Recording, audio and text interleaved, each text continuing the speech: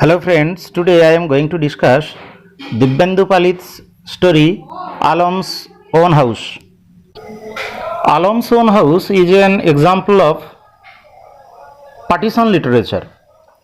The partition of India and the associated bloody riots inspired many creative minds in India and Pakistan to create literary and cinematic depictions of the event.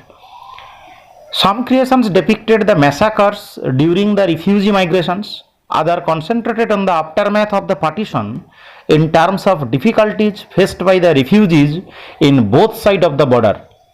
There was the cultural tension and nostalgia, and in some cases, the memory, rootlessness, homelessness were the themes.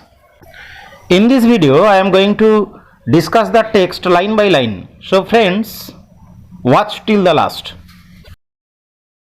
Dibyendu Palit was an Indian writer of Bengali poems, novels and short stories. His first story, Chhandavatan, was published in 1955 in the Sunday edition of Anandabazar Patrika. Friends, Dibyendu Palit was born on 5th March 1939 and he died on 3rd January 2019. Dibyendu Palit, born at Bhagalpur in Bihar, was the second eldest son of the Palit family. His parents were Bogalacharan Palit and Niharbala Palit. He lost his father at a very early age and took responsibility of his family. His struggling days were a source of inspiration for most of his writings. Later, he did a master's in comparative literature at Jadavpur University. He published works include 42 novels, 26 collections of short stories, 10 collections of poems and 4 volumes of essays. Many of Palit's writings have been translated into English and major Indian languages. Several of his novels and short stories have been made into memorable films by eminent filmmakers like Mrinal Sen, Tapan Sinha, Buddhadev Dasgupta. Mr. Palit is also a journalist of repute and a noted film and drama critic. However, he has been awarded with Ananda Puraskar, Bankim Puraskar and Sahitya Academy Award in 1998. The nostalgia for the lost home and a sense of rootlessness of the migrated Muslims has nicely been reflected in Dibyendu Palit's short story Alamer Nijer Badi or Alam's Own House. Alam was born and brought up in Kolkata. After partition, Alam's family moved to Dhaka after exchanging their house at Park Circus with that of a Hindu Bengali family from Dhaka. 3 years later, Alam came to Kolkata to attend a seminar on the friendship between two countries. On his way to Kolkata, one of his associates asked Alam, "Kolkata is familiar to you, isn't it?" Alam replied, "It is the land of my birth." So the place of birth, root and the cultural identity and obviously a theme of rootlessness all have been amalgamated in this famous story Alam's Own House. In the story Alam's Own House, the central character is obviously Alam. The other characters are Firoz, his friend, যে তার সঙ্গে ঢাকা থেকে কলকাতায় এসেছে একটি seminar attend করার জন্য। এছাড়াও যে চরিত্ররা প্রাধান্য পেয়েছে সেটা হচ্ছে রাকা, যদিও তার সঙ্গে আলমের দেখা হয়নি এবারে, স্নেহা মাসিমা এবং অনন্ত মেসমশাই। স্নেহা মাসিমা এবং অনন্ত মেসমশাই হলেন রাকার মা এবং বাবা।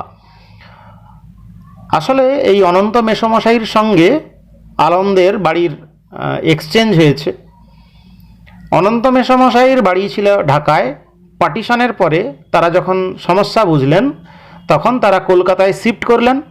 আর আলমের বাবার বাড়ি যেখানে পার্ক সার্কাসে ছিল কলকাতায়, যেখানে আলমের জন্ম, আলমের রুট সেখানে, তার বাবা এক্সচেঞ্জ করে ঢাকায় চলে যান এবং আলম কিন্তু কলকাতায় থেকে যায় তারপরে এবং তখনই রাকার সঙ্গে তার পরিচয় হয়।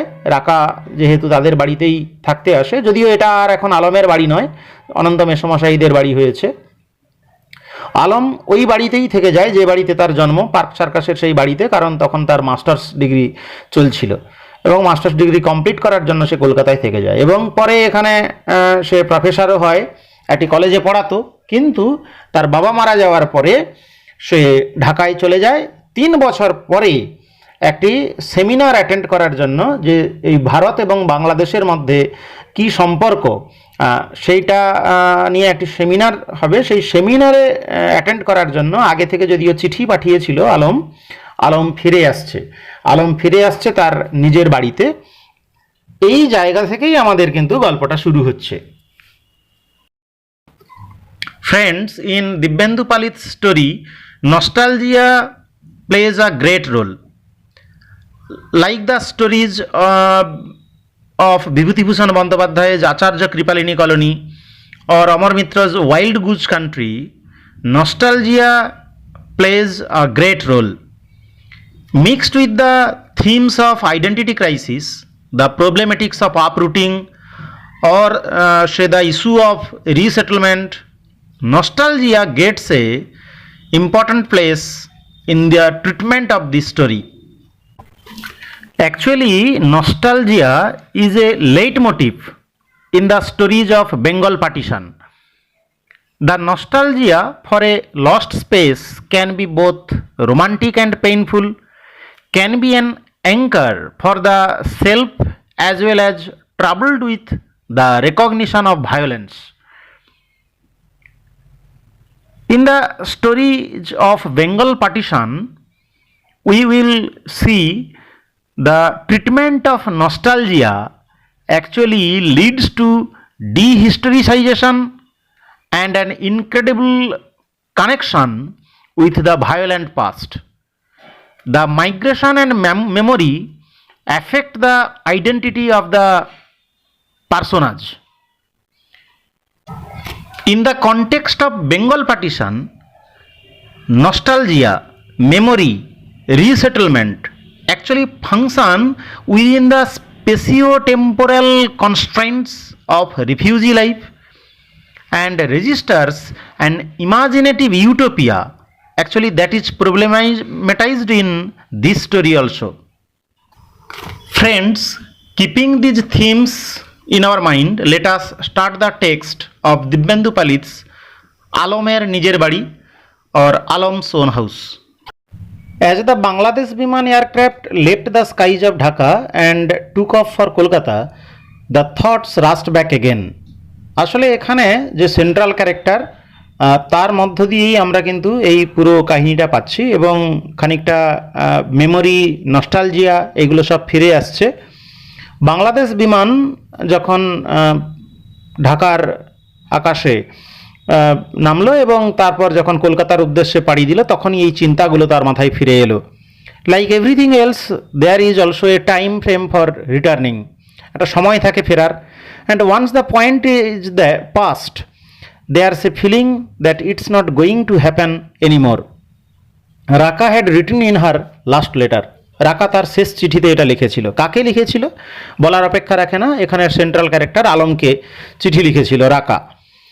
That does not mean that my wait for you has made me tired of that I feel depressed. It only means that there's no point in threatening a visit in every letter. ফলে প্রত্যেক চিঠিতে আমাকে ভয় দেখিও না, ফিরে আসবো ফিরে আসবো। These and many more words, এই আরও অনেক কথাই রাকা লিখেছিল। After such a long time he could not recall everything word by word. এতদিন পরে সে প্রত্যেকটা কথা একদম শব্দের পর শব্দ স্মরণ করতে পারছে না, প্রত্যেকটা কথা স্মরণ করতে পারছে না সে। Alam felt Raka had picked up the language of Kolkata quite well. Alam অনুভব করলো রাকা বোধহয় কলকাতার ভাষা সম্পূর্ণভাবে ভালোভাবেই রপ্ত করেছে। According to the situation she new how to play around with it. He had not however understood her words. Certain lands are meant for certain routes only. He had not wanted his hesitation to turn into fear or suspicion. So he had read those lines again and again, তাই বারবার এই লাইনগুলো পড়লো। কোন লাইনগুলো? Certain lands are meant for certain roots only, but he had not been able to gather their essence. এইভাবে actually nostalgia, memory এবং থিঙ্কিংয়ের মধ্যে ডুব দিল যখন ঢাকা থেকে আলমকে নিয়ে বিমান রওনা হলো কলকাতার উদ্দেশ্যে। কিন্তু কে এই রাকা, সেটাই নেক্সট প্যারা থেকে যেন দিব্যেন্দু পালিতের গল্পে আমরা পাচ্ছি। Raka was a woman and she would somehow manage to withhold some secret somewhere he had reasoned. It was relatively easy to achieve freedom, but it was not so easy to wipe out prejudices. It had something to do with understanding, and if Alam failed to understand it, Raka had no responsibility of explaining either. In reply, he had written, উত্তরে সেও লিখেছিল, a rise in temper also raises the level of enigma. If that's the reason, it's fine. If not, I have failed to understand quite a few things from your letter. তোমার চিঠি থেকে কয়েকটা জিনিস আমি বুঝতে পারছি না। What do you mean by certain lands and certain routes? যে কথাটা তার চিঠিতে সে লিখেছিল, certain lands are meant for certain routes only. আসলে এই পার্টিশন, রিলিজিয়ান, তার দগদগে ঘা এবং ক্ষতের একটা উল্লেখ যেন এই কথাটা রাকা তার চিঠিতে উল্লেখ করেছিল। Certain lands are meant for certain religious people and certain roots only. এটা বোধহয় সম্ভব নয় যে ভারতে মুসলিমরা বসবাস করবে কিংবা কলকাতায় তৎকালীন সময়ে হিন্দু মুসলিম যে দাঙ্গা, তার দগদগে ক্ষত এবং ঘায়ের কথা উল্লেখ করেছিল রাকা তার চিঠিতে, এবং সেটার উল্লেখ করেই আলম বলছে, if I understand it the way you mean it, they don't forget that I was born in Kolkata, in the very house to which this letter is being addressed. যে বাড়িতে আমি এই চিঠিটা পাঠাচ্ছি সেই কলকাতার সেই বাড়িটাতেই আমি জন্মেছিলাম, এটা বোধহয় ভুলে যেও না। আসলে আলমের খেদোক্তির কথা, আলমের কষ্টের কথা আলম তার চিঠিতে রাকাকে লিখেছিল যে আমি কলকাতার বাড়িতে জন্মগ্রহণ করলাম, অথচ কলকাতায় কি তাহলে আমার রুট নেই, আমার কিছুই নেই, আমার কোনো স্মৃতি থাকবে না? Doesn't that give me roots in Kolkata? Do you know there are far more one in Dhaka by the name of Raka then there R in Kolkata? তুমি কি জানো রাকা নামে অনেক মেয়েই ঢাকায় থাকে কলকাতার চেয়ে? And none of them stick out hair as being different. তারা এখানে আলাদা বলে মনে করে না। বাট আনটিল রাকা came to Dhaka, it was Alam who would have to rush to Kolkata to his own house. ফলে যতদিন না রাকা ঢাকায় আসে ততদিন আলম কলকাতা ছুটে যাবে তার নিজের বাড়িতে, তার নিজের রুটে সে দৌড়ে যাবে। আসলে এখানে একটা সম্পর্কের কথা আমরা আঁচ পাচ্ছি রাকা এবং আলমের মধ্যে, যেটা গড়ে উঠেছে। This and many more such exchanges, আসলে এইভাবে মনের আদান প্রদান, কালচারাল এক্সচেঞ্জ এবং তার সঙ্গে জড়িয়ে থাকা বিভিন্ন ধর্ম, স্মৃতি, দেশভাগ, স্থানান্তরণ, নিজেদের সব কিছুকে ছেড়ে ছুড়ে দিয়ে এখানে চলে আসা, সব কিছুই মিলেমিশে আছে। যাই হোক, এই সমস্ত কিছু এক্সচেঞ্জগুলো হতো, that were possible only through letters took place. সেই সমস্ত জিনিস ঘটতো চিঠির মধ্যে যতটুকু সম্ভব। Yet language also had the ability to create human shapes by stringing meaning together and giving a sense of completeness to that shape. Alam's emotions were such that if he could, he would have carried the letters to Raka himself. এবং আলমের emotion মানে এমন যে সে যদি পারতো সে রাকার চিঠিগুলোকে সব নিজেই হয়তো নিয়ে যেত। There was no reply. Alam waited for a month or so, Alam এক মাস বা এরকম অপেক্ষা করলো, কিন্তু রাকার কাছ থেকে সে কোনো উত্তর পেল না। অ্যান্ড রোট অ্যানাদার লেটার, আবার একটা চিঠি লিখলো, জাস্ট এ ফিউ লাইন্স, কয়েক লাইনে। He mentioned about not receiving a letter and the news that he had been invited to a seminar being organised by the Maitri Sansad in Kolkata. কলকাতার মৈত্রী সংসদ থেকে একটা সেমিনারের জন্য আমন্ত্রণ পেয়েছে, সে কথাটাও জানালো, এবং সেই সঙ্গে যে রাকার কাছ থেকে কোনো উত্তর আসছে না কেন এ কথাটাও সে চিঠি লিখে জানালো। If men were allowed to be sentimental, Raka would now get a taste of it.